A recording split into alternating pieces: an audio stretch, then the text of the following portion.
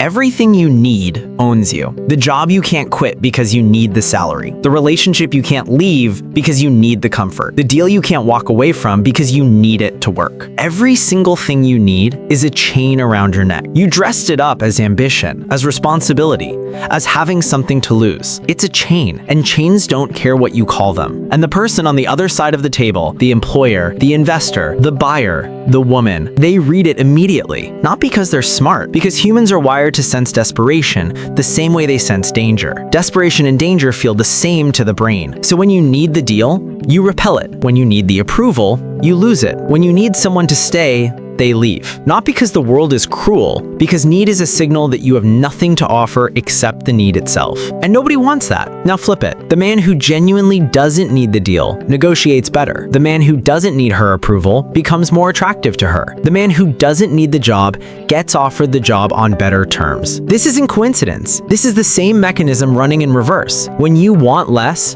you become more valuable automatically without trying, because scarcity creates value in markets, in relationships, in every human interaction that has ever existed. The man who can walk away from anything is the most dangerous man in any room. Not dangerous because he's aggressive, dangerous because he has nothing to lose and everyone around him knows it. That calm, that stillness, that complete absence of desperation, that's not a personality, that's a position he built by removing everything he didn't actually need. This is not about becoming cold. Not about caring about nothing. It's about being honest about what you actually need versus what you've been told to want. You don't need the fancy car. You want people to see you in it. You don't need the big office. You want to feel important in it. You don't need to post the result. You want validation that it happened. Every fake need costs you something real. Money, time, power, clarity. Marcus Aurelius was emperor of Rome. He could have had anything. He wrote in his journal about removing wants one by one, not because he was weak, but because he understood that every want he eliminated